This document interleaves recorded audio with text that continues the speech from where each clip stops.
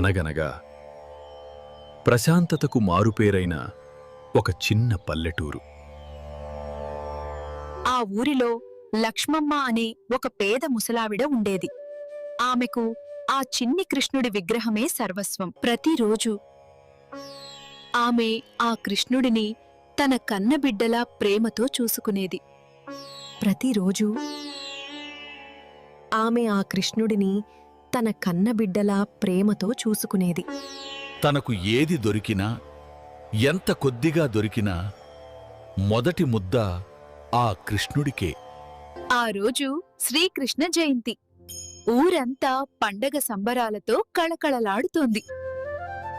పండగ సంబరాలు ఆమె చెవిన పడుతున్నా తన కృష్ణుడికి సమర్పించడానికి తన దగ్గర ఏమీ లేదన్న బాధ ఆమె మనసును తొలిచేస్తోంది. ఇల్లంతా వెతికిన ఆమెకు ఒక మూలన వాడిపోయిన ఆ చిన్న అరటిపండు దైవమిచ్చిన వరంగా కనిపించింది. కన్నీళ్లతో కాని అచంచలమైన ప్రేమతో ఆమె ఆ చిన్న పండును తన సర్వస్వంగా కృష్ణుడికి సమర్పించింది. అదే దారిన విలువైన కానుకలతో గుడికి వెళ్తున్న కొంతమంది ధనిక వ్యాపారులు ఆమె గుడిసెవైపు చూసి హేళనగా నవ్వుకున్నారు. ఓ ముసలమ్మ, నీ దేవుడికి ఈరోజు పండగని మర్చిపోయావా?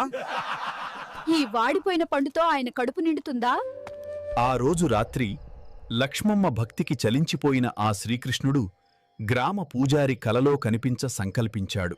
ఓ పూజారి, మీరు సమర్పించిన పిండి వంటలన్నీ స్వీకరించాను, కాని నా ఆకలి తీరలేదు. నాకు నిజమైన ఆకలి తీర్చింది ఆడంబరం కాదు, లక్ష్మమ్మ ప్రేమతో సమర్పించిన ఆ చిన్న అరటిపండు.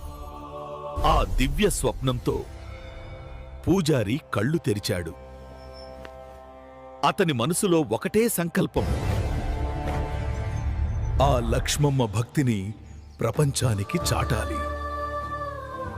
సూర్యోదయంతో పాటే పూజారి గ్రామ పెద్దలను కలుసుకుని తన దివ్య స్వప్నం గురించి వివరించి వారితో కలిసి లక్ష్మమ్మ గుడిసెవైపు బయలుదేరాడు. వారు లక్ష్మమ్మ గుడిసెకు చేరుకునేసరికి ఆమె లోపల ఏమీ తెలియనట్లుగా తన చిన్ని కృష్ణుడి ధ్యానంలో కూర్చుని ఉంది. అమ్మా, నీ భక్తి ముందు మా ఆడంబరాలు దిగదుడిపే.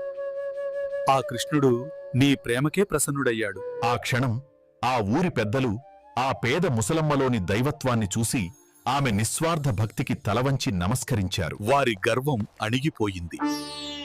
నిజమైన భక్తి ముందు తమ సంపద ఎంత అల్పమైనదో వారు గ్రహించారు. భగవంతుడు ఆడంబరాలను కాదు, ఆర్తితో కూడిన ప్రేమను, స్వచ్ఛమైన భక్తిని మాత్రమే చూస్తాడు. మీకు ఈ కంటెంట్ నచ్చితే లైక్ చేయండి, షేర్ చేయండి, సబ్స్క్రైబ్ చేయండి. Telugu wonder world.